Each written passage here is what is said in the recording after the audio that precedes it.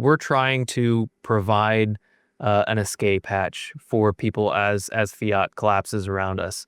But more specifically, I think it can be said that we're trying to build an anti-CBDC. And that's kind of our core mission. I personally think CBDCs are going to continue to become more pervasive. They're growing, all over the world. Now, the question is a CBDC coming to you?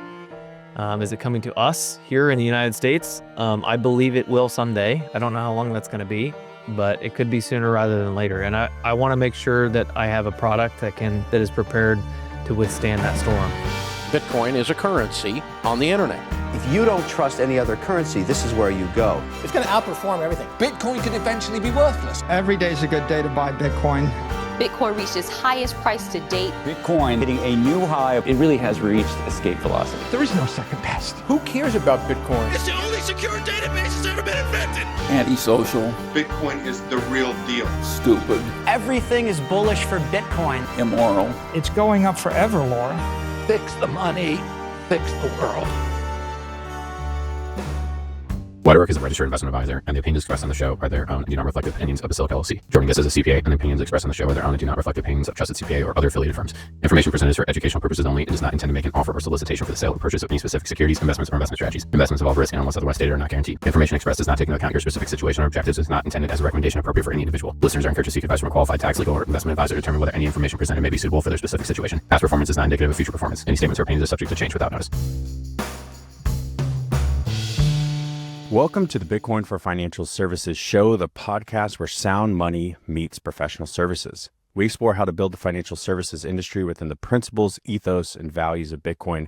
And today we are joined by Adam Simecka, the founder of Mana, a self-custodial Bitcoin spending wallet that's built for everyday use. And they're also building out merchant tools and point-of-sale solutions to make spending sats seamless on both sides of the transaction. All right, let's get into it. Hey, y'all. Welcome back to another episode of the Bitcoin for Financial Services podcast. Today, we've got Adam Simecka, the founder and CEO of Mana Bitcoin, a self-custody wallet and the point-of-sale system. We're super excited to have Adam on and kind of just talk through all the things that Mana supports and some things that they've rolled out in the past 6 to 12 months. So, Adam, thanks so much for making the time today. I appreciate it. Thank you for having me, guys. Yeah. So maybe start off, I know you've been in the Bitcoin space for quite some time. A lot of the people that we end up talking with are part of that like 2020, 2021 class. One thing I really love about you is you go back a bit further. So maybe give everyone in the audience kind of your background. How did you stumble into Bitcoin? What did that look like for you? Because I know it's a little bit further in the past. Stumble's a great word. I actually found Bitcoin through Ethereum. So the short story is I was in the Air Force deployed overseas. We'll have to bleep that out, Jordan. Yeah, just remember to bleep that out. I don't remember who it was. There was some big podcast that I started listening to a long time ago, and I wrote them a message. I was like, hey, it'd be really cool, just like for marketing purposes, just like bleep out every time somebody says crypto or any altcoin. There you go. I love it. It would catch on for like a pretty fun shtick for somebody. But anyway, back to the story. I was in the Air Force deployed overseas, so I had some free time. I was a firefighter. I was working 24-hour shifts, so 24 on, 24 off. So every other 24 hours, I had a lot of free time. And so I was doing some studying, learning about stocks mostly. So I started investing in the stock market, wanted to find a way to preserve my wealth into the future and start saving something and something that wasn't just dollars, because at the time I didn't really know why. But I've, of course, at this point come to learn that the incentives of fiat essentially create this mechanism of a requirement to do something else with your money. So we have to financialize and monetize a non-monetary asset, so to speak, in order to preserve our purchasing power, which now that we have Bitcoin, they can be one and the same. Your money can also be your savings, but we're disincentivized to save our money in fiat. So was just doing a bunch of research on some stocks, and I got a targeted ad because, of course, I was searching, putting all these search results in, or these search terms in, and Investopedia targeted me for a targeted ad, and it was about Ethereum. Fortunately, the article was specifically about proof of work. And so as I'm reading through this, I was able to see what proof of work was, and it blew my mind. And so I realized that like that was a really big deal. I didn't know what Bitcoin was at the time, of course, but I went back to my room, or where my little trailer that I was, like a little section inside of a trailer in the middle of the desert in the Middle East where I was staying. Had a little nice little window unit air conditioner, so it was actually pretty comfortable.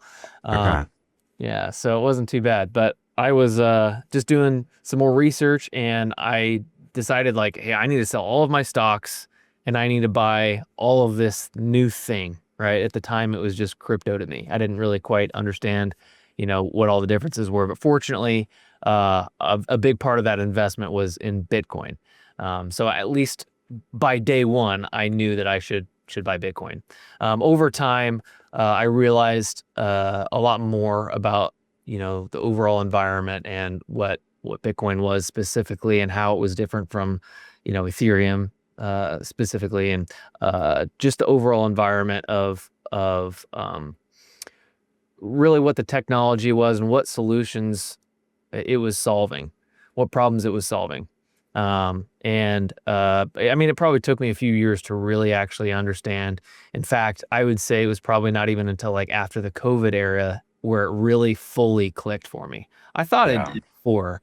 I went to, schools, and I did a ton of study in Bitcoin. I did some study under Andreas Antonopoulos in the University of Nicosia, if you know who or what that is.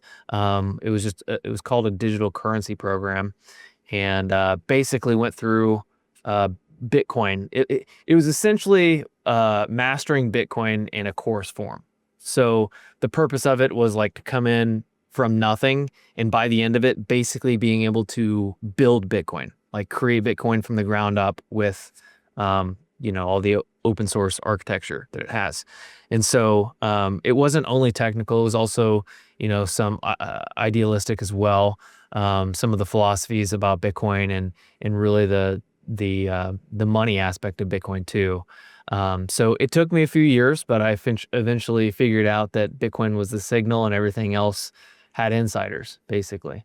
So that's kind of my background, and sprinkled in there, I did some other things. I started a mining company, it was actually I started working on that mining company pretty soon after I started learning about Bitcoin. This was in 2017. I don't know if I mentioned that, but so started building my first Bitcoin business in 2017. Created a plug and play Bitcoin miner that we sold for a number of years, which was just basically an ASIC that you buy, and it ships to your home, and you plug it in, and you turn it on, and it starts mining Bitcoin for you. So no setup required, which was pretty novel at the time. A few months after we came out with that, there was another company.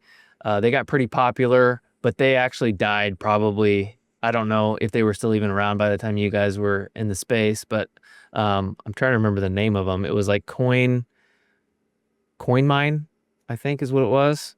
And it was a different, but it wasn't just Bitcoin. It was like crypto, right? So that's why they failed. I mean, there's a lot of reasons behind why, crypto companies never last.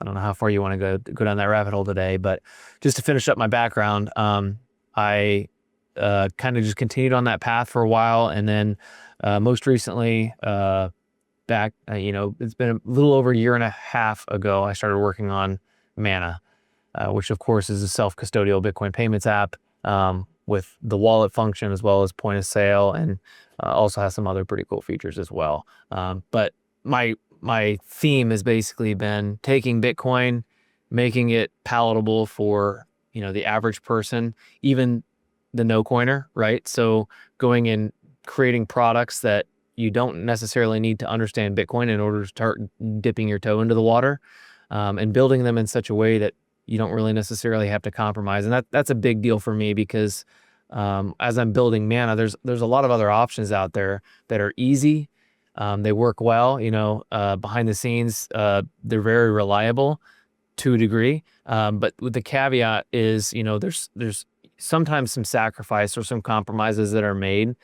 For example, like, a custodial wallet generally works really well, but you are giving up a lot of the benefits of Bitcoin in doing so. So I wanted to make a product that was as easy and as fluid to use as a custodial wallet without that trade-off. Sorry for the long intro, but that gets us caught up to today, I think. No, man, that's great. I appreciate it. A handful of interesting things in that, and I'll just start by saying I'm a patriot. So because Jordan didn't, I'll thank you for your service. You're welcome.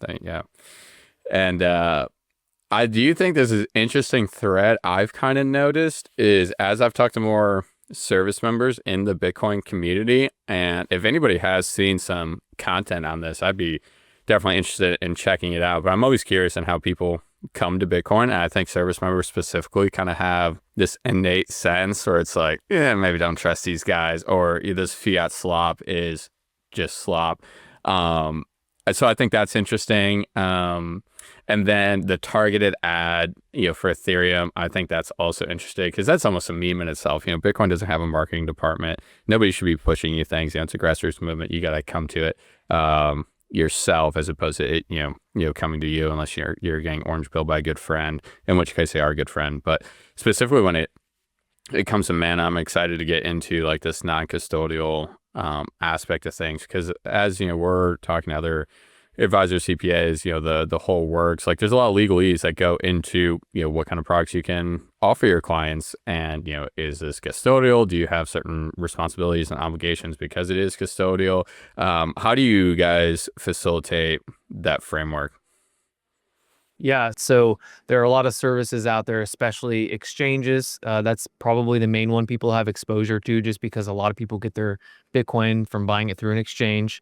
And most of these exchanges are custodial, meaning that there is a custodian that is taking custody of your asset. In other words, it means it's not really your Bitcoin. What you have is an IOU, and this company has promised you to give you that Bitcoin at some point when you ask for it, maybe. In fact, a number of years ago, a lot of the popular exchanges that were coming up were not even able to give you the Bitcoin. So PayPal, Robinhood, PayPal and Venmo, Robinhood, a lot of these, pop-up Bitcoin exchanges allowed you to get price exposure. They would tell you they were selling you Bitcoin, but really all you were doing is giving them some of your fiat money, and then they would essentially lock your price in, and then you could sell it again back to them, and they would give you the fiat back. So they didn't allow you to interact with the Bitcoin network natively in any way. And so that's just, one example of many of how this whole custody situation works. So that's why you hear a lot of people say, not your keys, not your coins. You need to take custody, self-custody. It's very, very important because all of the benefits of what Bitcoin offers can't be utilized unless you actually hold the Bitcoin yourself. So the permissionlessness, the trustlessness, the immutability, the censorship resistance, these things don't come with an IOU token, which is what happens when you hold your Bitcoin on an exchange or in a custodial wallet. And that's a big reason why I do what I do, and it is to try to make it easy for people to take custody of their own Bitcoin. So from, a tax perspective, an accounting perspective, the onus really is on the, end user. And of course, it's always helpful to have somebody there with you to help guide you through that process and help show you how you can do your accounting properly and remain compliant, if that's what you want to do. Certainly there's people out there that are, against that sort of thing, and hey, I commend them, but I definitely don't recommend, doing anything to try to avoid, anything that you're legally obligated to do. So I'll just leave it at that. But my point is, on Mana, the way that it works right now is just like you would expect with any financial product. There's a record that's easy to be exported. And so as a Mani user, all you would need to do is export your transactions and share them with anybody that is helping you with taxes or financial assistance. So if you've got a CPA, they have easy access to all of your data that you want to share with them. Your wealth deserves intention. Basilic Financial is a Bitcoin-focused wealth management firm built to help our clients find balance between money and meaning. We integrate sound money strategies across 4 distinct personalized services: financial planning, individual wealth management, retirement services for SMBs, and Bitcoin financial services. Your prosperity, your purpose, intentionally guided at Basilic Financial. Visit our website at basilic.io to schedule a free consultation. And you guys do multi-sig, I assume, right? So there's single sig setups and multi-sig, right? Yep. Yeah, because I think that's honestly, that's the path that I think everyone is ultimately going to need to go down for all kinds of different use cases built on top of these wallets. Like, for example, I was even pitched, these guys have been pitching me for a little bit. I won't out them, but they've been talking to me about this like lending, desk that, and I go into each of these conversations like, okay, well, if you want me to talk to my clients about this, like I've got a lot of questions, right? And the main one is, what is the custody, like what's the custody setup in the background? Because if someone's going to send their Bitcoin over to you or post it to you, and now you're able to go run wild, like that's what we ran into with the FTX. And so I guess maybe Adam, just speak on that a little bit. I know FTX was just this, it was a terrible event that scared a lot of people. And I think a lot of people never came back after that because they just figured, oh, Bitcoin's a scam because of what happened with FTX. Maybe for a new user who just read a few headlines back in 22 when that all went down, maybe talk through what exactly happened there and why that wasn't a failure on Bitcoin's part. That was a failure on the custody that and the trust that those users were putting into a third party like FTX. And then Adam, just before you answer that, I want to build onto it and parlay that into something you just mentioned too. And to Jordan's point, I think us as professionals and advisors in this space, this custody question in your due diligence process is probably the most important. And something that just resonated with me that you brought up, Adam, I remember it's like when I was first getting into Bitcoin, like the people I had known that had bought or traded Bitcoin or whatever were predominantly using Robinhood. And I remember at the time learning that it's like you couldn't even withdraw. It's not even real Bitcoin. It was like this fake paper, whatever the hell it was. And it was just so shocking to me. It was like, oh wow, people are actually doing this sort of thing. Like that's crazy. You can't even get your Bitcoin. Like that's where all your Bitcoin is. Like holy smokes. Oh yeah. I remember that very clearly. And I mean, in the total Bitcoin fashion, if you were on Bitcoin Twitter at the time, of course, you would get made fun of. Like that's just how Bitcoiners lovingly fix all these problems. We just make fun of people until you fix your issues. I promise we love you. We do it out of love. And we don't want to see you guys get rugged, because I have a thread that I made a number of years ago, and it had a running list of every like centralized custodian that had rugged their customers. Basically, they collapsed or they just straight up stole their customers' money. It's a pretty long list, but I could honestly name more failures of custodial solutions than I can successes, which is really sad. And obviously, you brought up FTX, Jordan. That's a great example. Of course, that was probably the biggest. Although I'm not sure if you would qualify like any of the hacks, because there have been plenty of hacks as well that have been massive as well. So the scale, I'm not 100% sure of, but FTX was a very noteworthy one. It's very public. And that's the one we all know and recognize. There's a lot of layers to that and why that happened. I'll just I don't know how deep you want to get into it, but one of the solutions that we have to preventing things like this is proof of reserves. So it's something that I'm a big advocate of, but at the same time, I'm also skeptical and cautious about, because it can be false sense of security. So proof of reserves, all it does is, basically attest to the amount of Bitcoin they have in a public fashion. So if you're holding Bitcoin on behalf of somebody else, especially the public, I think it's important for you to be able to share that information with the world, or at least, your clients. There are a lot of people and businesses that still don't. So I think that really should be the standard for anybody holding Bitcoin in a custodial fashion. There are also a lot of great businesses, organizations, and even governments that do disclose those proof of reserves. So River's really good at that. They're kind of a pathfinder. So shout out to River.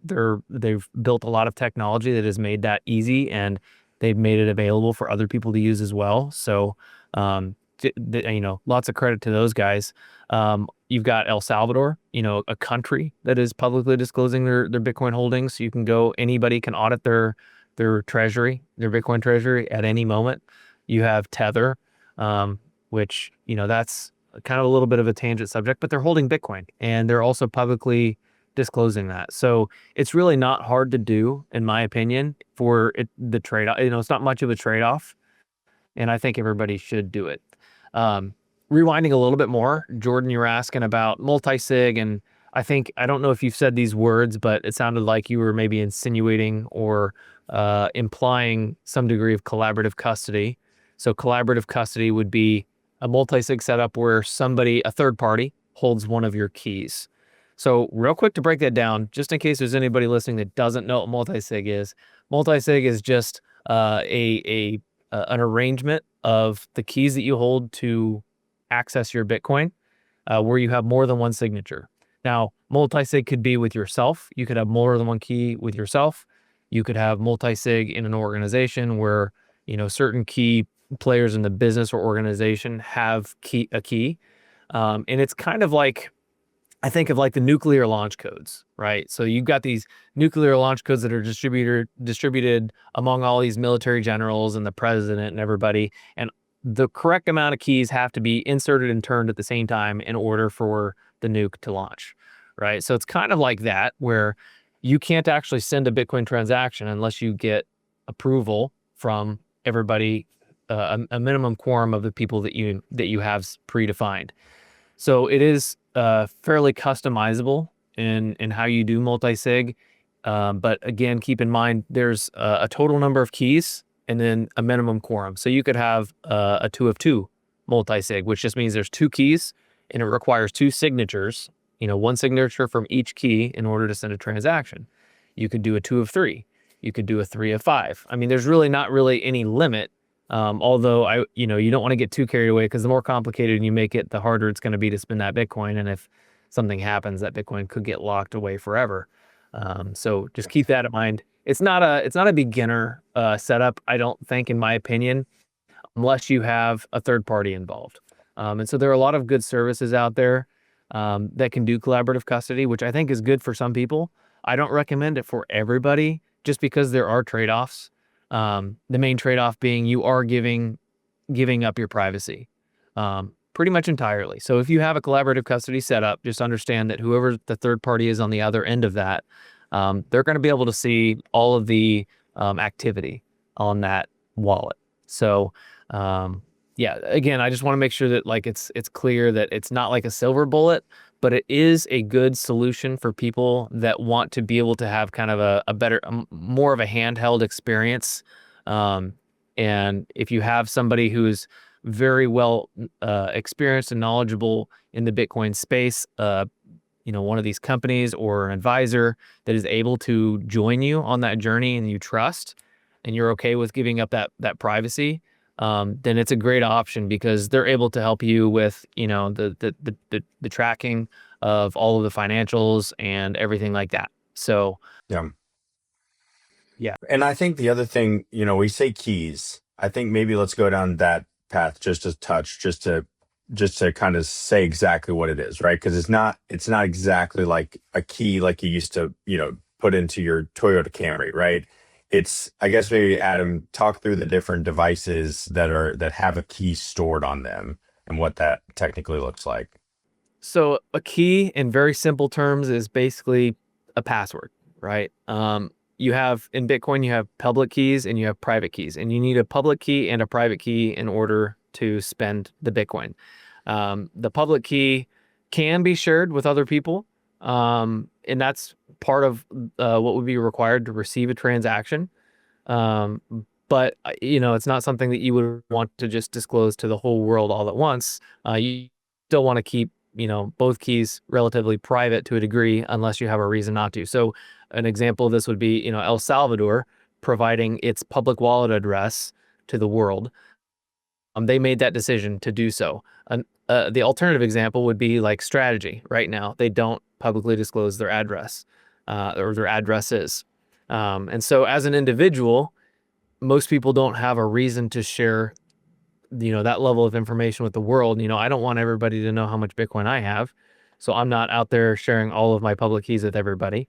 And so these keys, again, it's just a set of characters. It's a password, if you will, in a very simple way of looking at it. And that is how you access your Bitcoin. It's kind of like how you log into the time chain, so to speak. It's how you prove that you are the owner and you're able to move the Bitcoin to where it needs to go.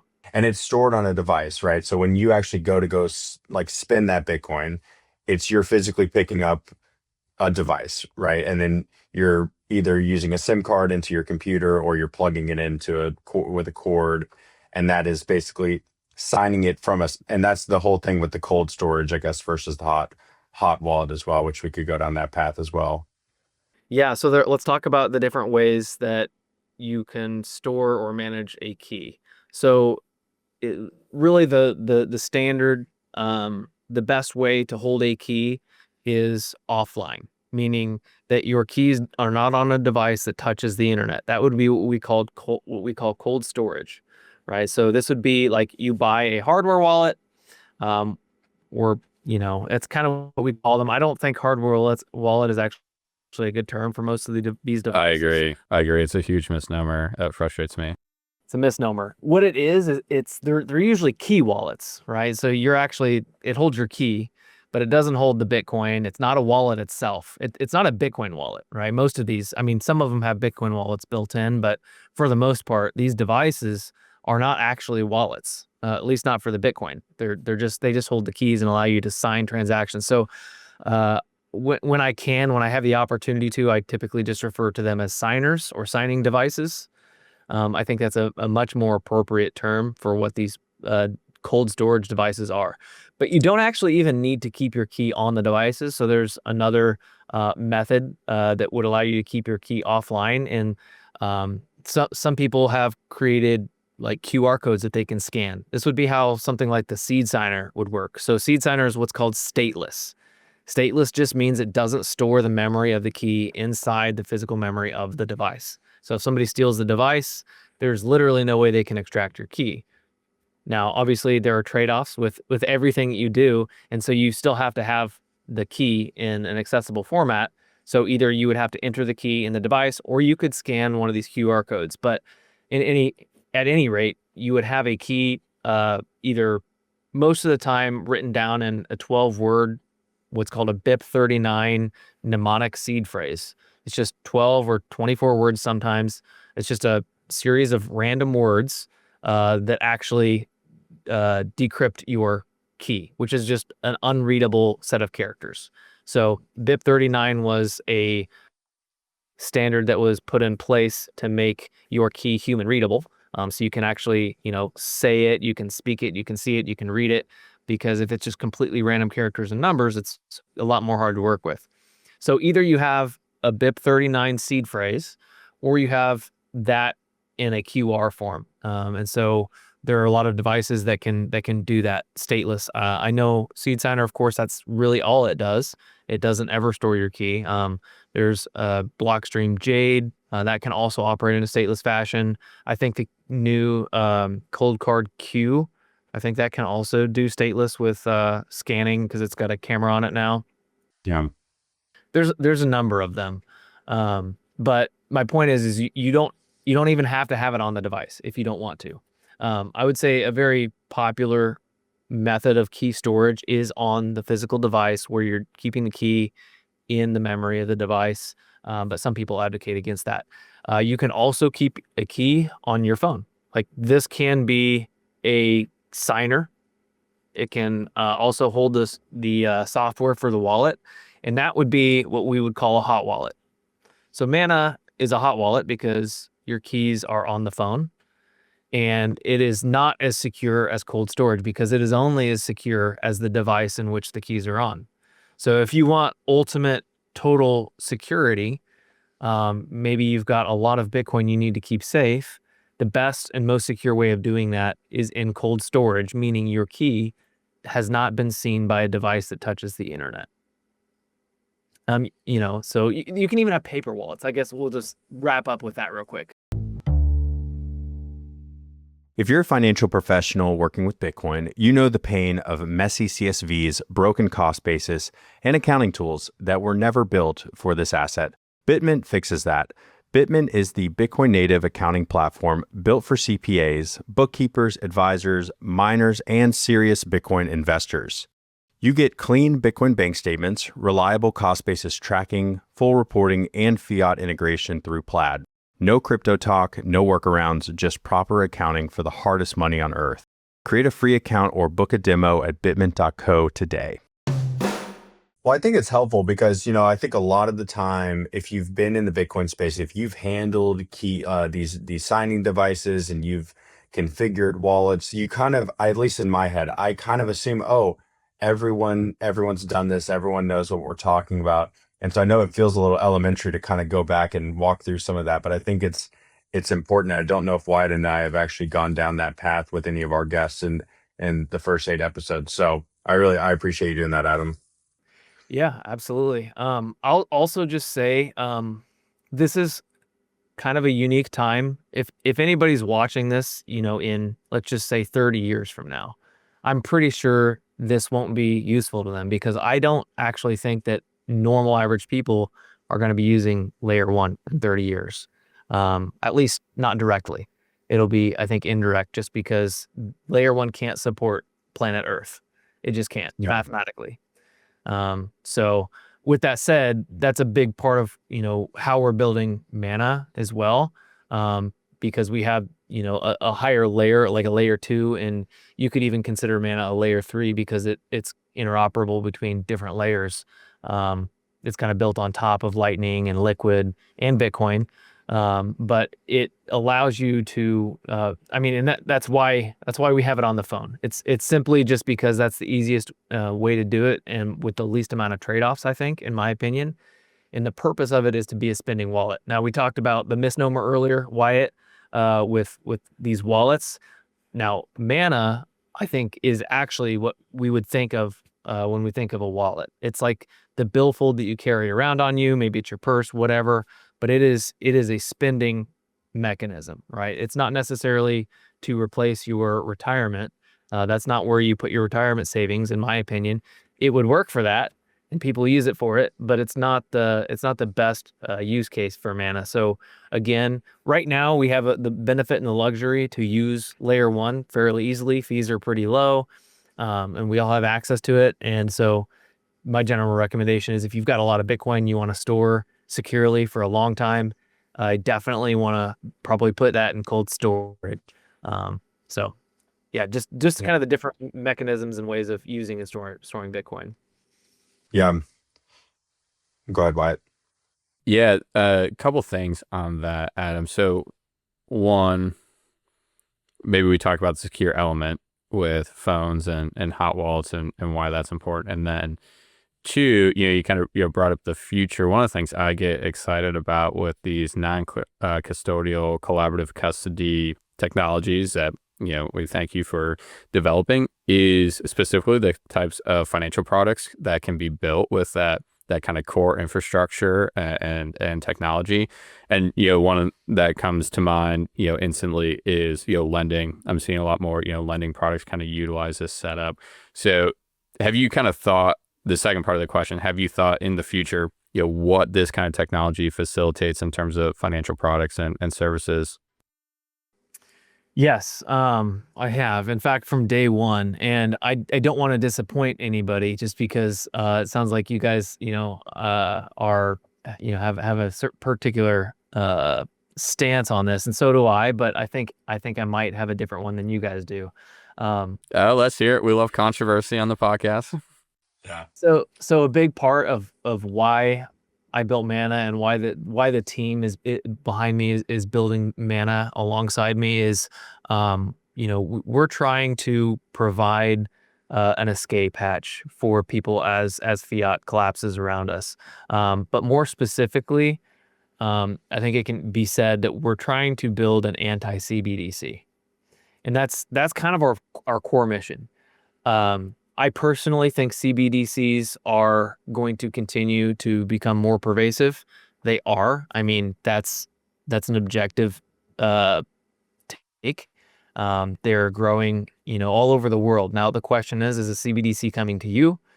Is it coming to us here in the United States? I believe it will someday. I don't know how long that's going to be, but it could be sooner rather than later. And I want to make sure that I have a product that is prepared to withstand that storm. And part of that is I want to build tools and products that that provide humanity with more freedom, not less. Yeah. And so we've taken a very specific direction in doing our best to not promote or propagate that fiat system. So lending is something, specifically that we have decided not to build. Because, my personal belief is that further entrenches us into the central banking fractional reserve rehypothecated system. So, and those are things that I think are a detriment to society. So, yes, you can build lending products into really easily onto open source architecture, which is great. As far as, from Mana's perspective, at least, with us officially, we don't ever intend on, building out any type of a fiat product inside of the app. It's all Bitcoin, and that's kind of part of our brand as well. No, that makes sense.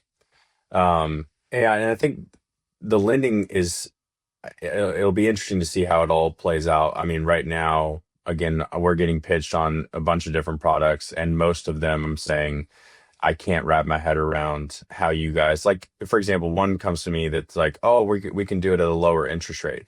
And anytime someone who comes in and says, oh, we can do it at a lower interest rate than what Strike is offering, for example, I'm like, 99% sure that I could never tell my client confidently to go use this. And so I think it will be interesting to see how it all plays out because there are and I want to get into the small businesses that are able to use your tool with point of sale.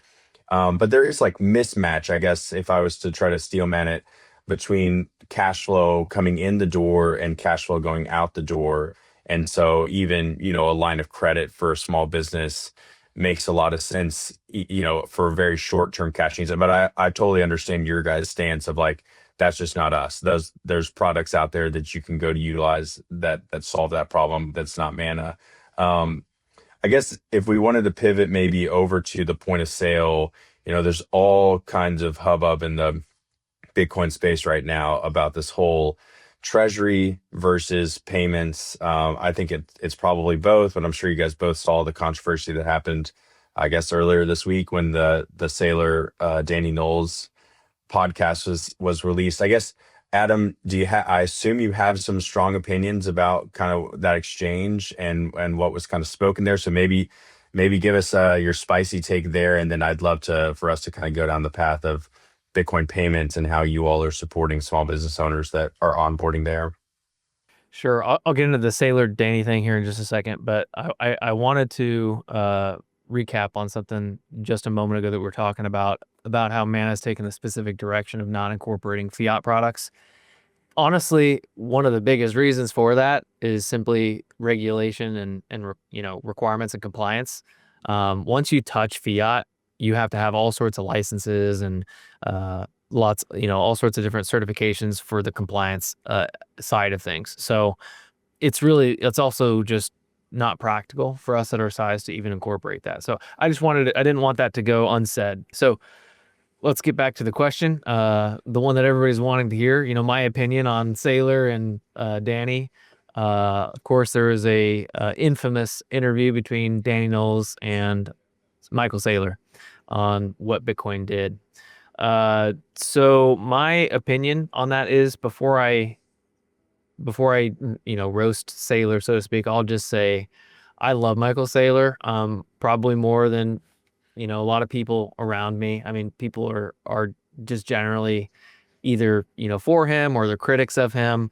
I'm definitely for Michael Saylor. I actually truly believe that he is a massive net positive in Bitcoin, from a traditional finance perspective, as well as, this emerging, freedom money perspective as well. So I think that Michael Saylor is fundamentally putting more energy toward hyper Bitcoinization, and I would even go as far as to say as ending central banking, than any other human.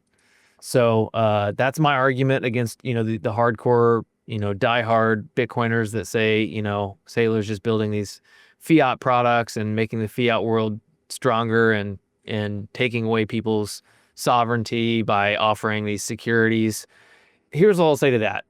If you're in that camp, don't buy stocks. Just buy Bitcoin. In fact, Michael Saylor himself has only ever advocated to buy Bitcoin, really.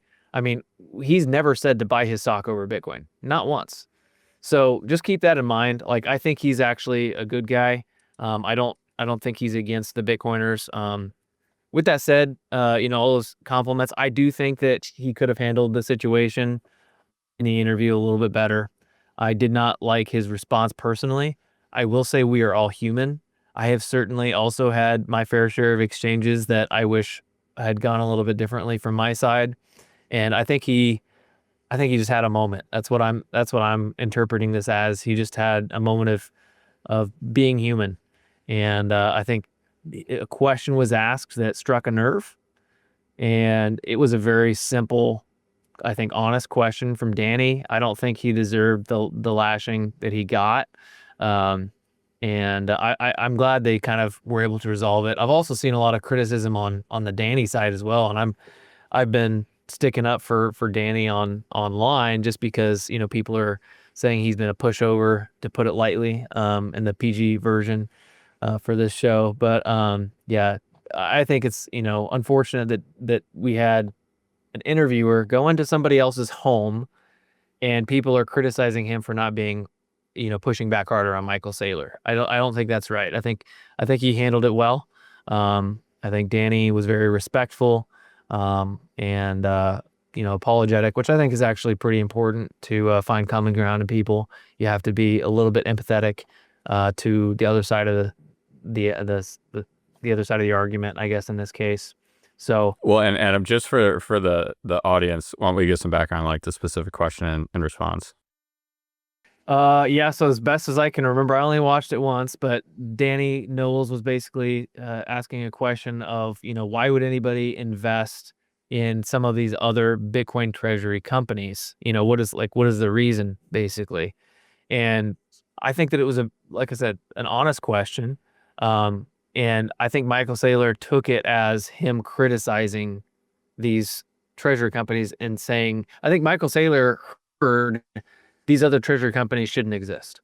I think that's what Saylor heard. I don't think that's necessarily what Danny was asking or saying. But I think in Michael Saylor's mind, Danny was saying, these companies shouldn't be adopting Bitcoin. And that's kind of what Saylor took off and ran with.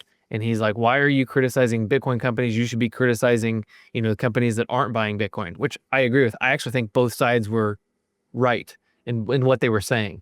I just didn't necessarily agree with the delivery from Michael Saylor. And I think Saylor was talking past Danny.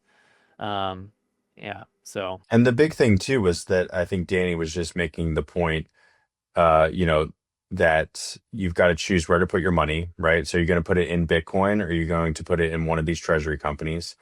And a lot of the people who put money in treasury companies it's not been panning out well.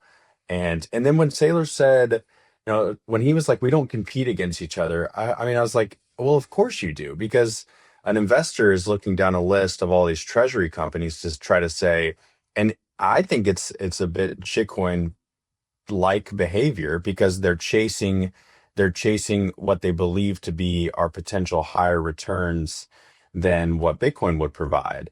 And so I just thought it was a super fair question. And when he said we're not competing with each other, I understood in one sense what he meant, but like from a practical sense, of course you're competing with where those dollars are flowing into whatever Bitcoin backed equity is in that bucket. So Yeah, and I think that's a good point. I think that's really a big part of the problem is that from my perspective, and by the way, full disclosure, I hold MicroStrategy or strategy shares stock in a 401k retirement account that I have. So I am a shareholder of strategy. So take what I say with a grain of salt here. But I think from my perspective, there's really two things that we're talking about here. It is the fact that what you just said, I think is true. I think there is some competition among, the Bitcoin treasury companies, right? So when you're buying a security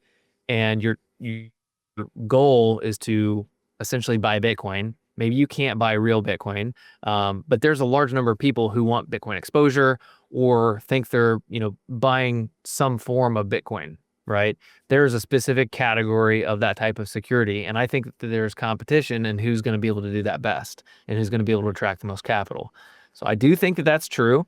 But to Michael Saylor's point, I don't think it has to be true, right? And I think the underlying point that he's really trying to make is that every company can benefit from buying Bitcoin.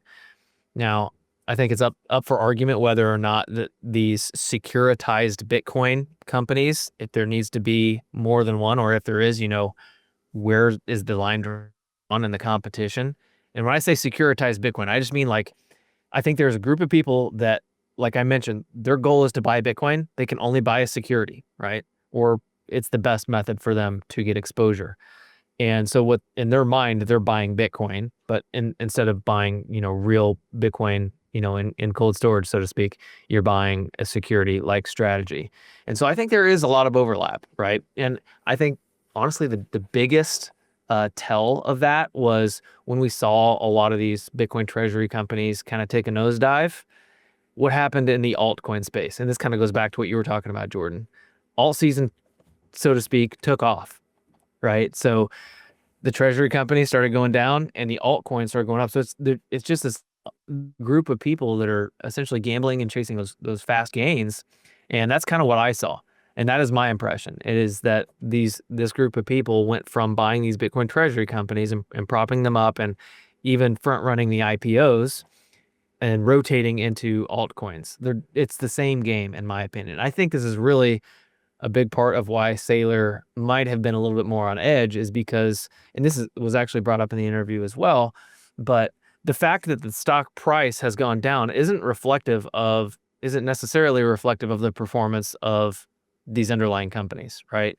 The market can do, as much damage as anything just by, chasing these fast gains. So if you had a big, all these pipe investors and everybody that was trying to get in before the IPOs and even buying the IPOs, they jacked the price up really high.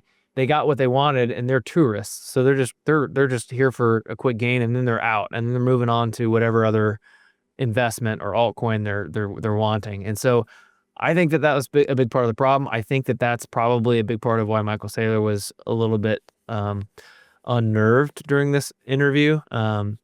But just because I can relate, as a shareholder, I held the shares from $425 plus a share all the way down to, $155 or whatever the bottom was. So, I'm feeling some of the same things Saylor is, not even on the same level. Of course, I'm not trying to compare myself here, but I can definitely relate. Yeah. Okay. So our last, few minutes here, I do want to get to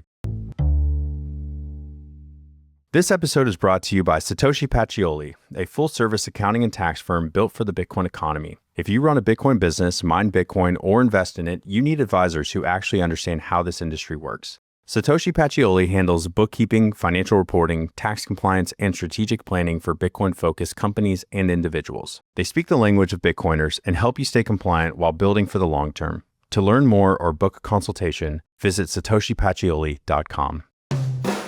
So obviously, like Wyatt and I, we work with a lot of small business owners, whether it's on the financial planning side, tax prep, tax planning, accounting.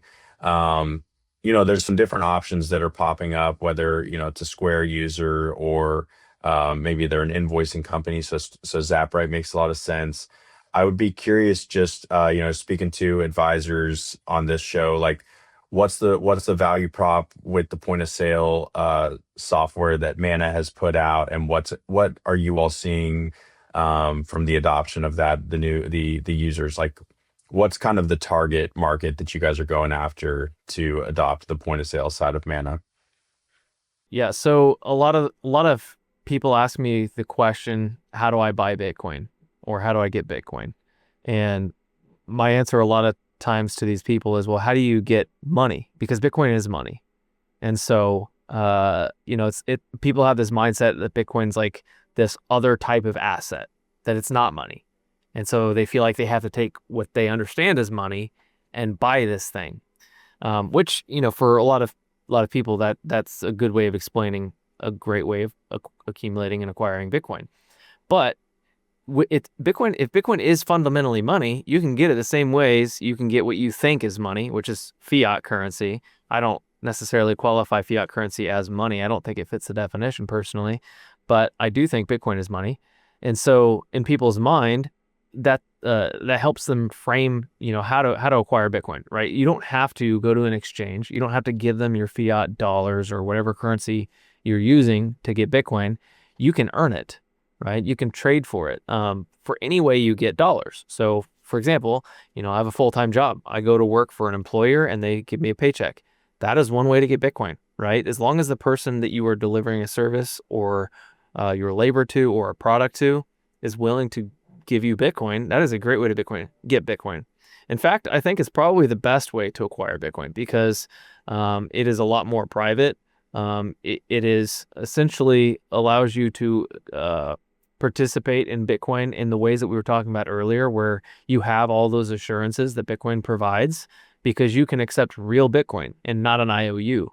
That part's important, right? So it's not like you're getting paid on a centralized exchange where, it's not real Bitcoin. It's just an IOU. You could and should just accept real Bitcoin. And that's a big part of what we built the Mana point of sale for, was to allow businesses to be able to sell their products and services directly for self-custodial Bitcoin. You don't even have the option of going through a centralized party. It's literally from one person to you in Bitcoin, right? So over the Bitcoin network, Mana does some swaps and stuff to keep things easy and simple.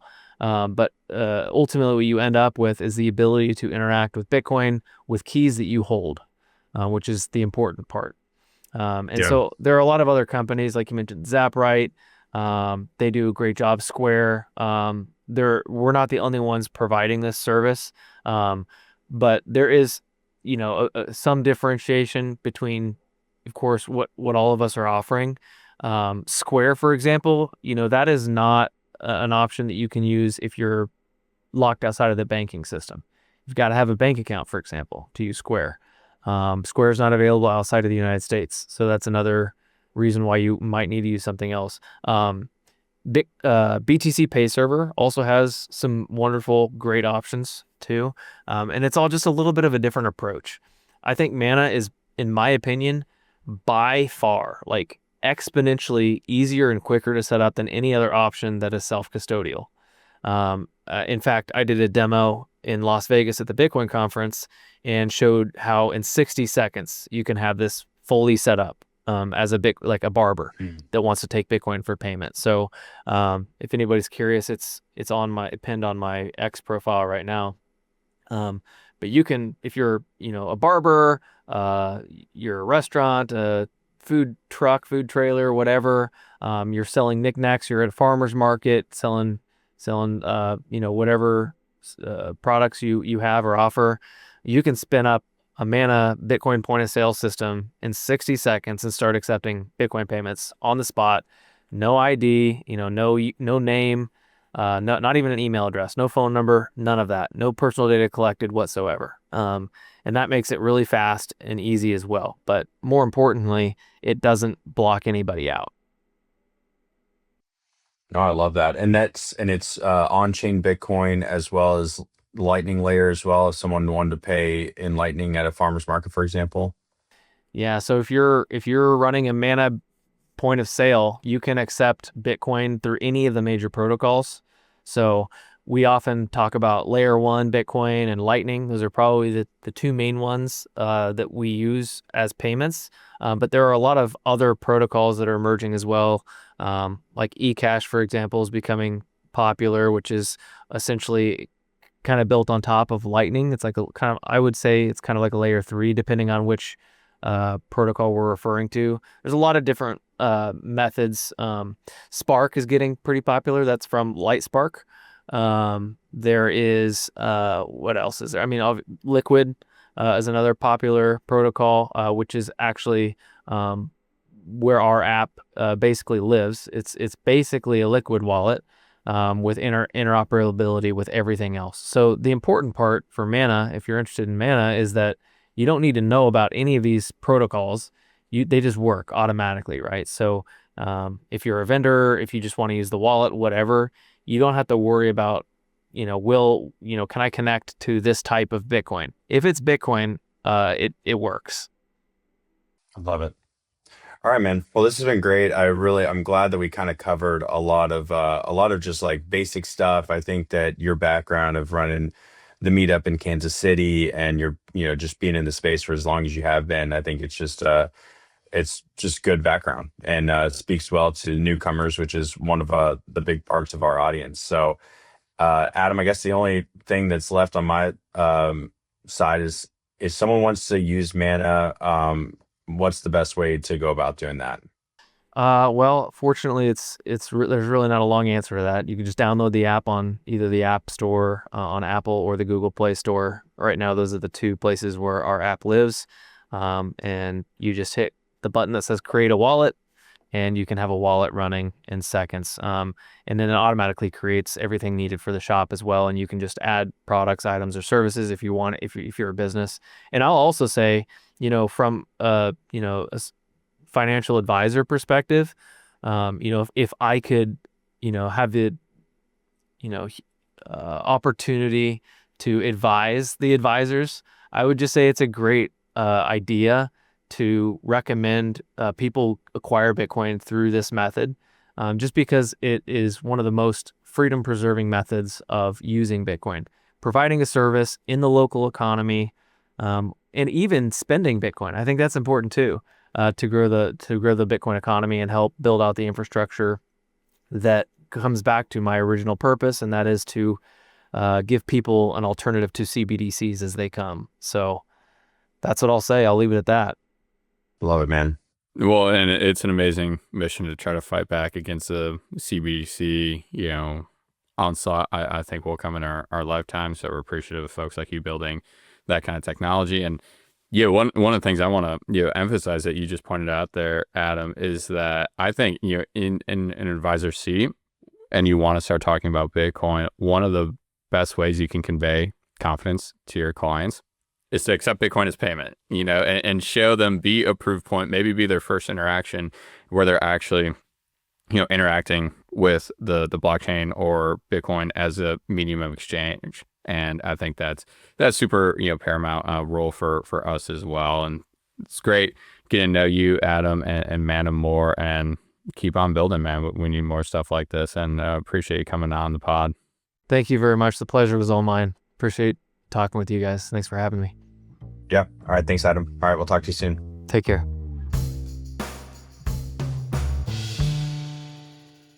Hey, thanks so much for joining us. If you want to build the future of Bitcoin and financial services, make sure you hit the subscribe button, leave us a review or a comment, sign up for our newsletter on Substack, and share this with someone in your network who is integrating Bitcoin into their practice. The more professionals that we reach, the stronger the ecosystem becomes, and all of our clients are better served for it. Stay sharp, stay sovereign, and keep leading from the front.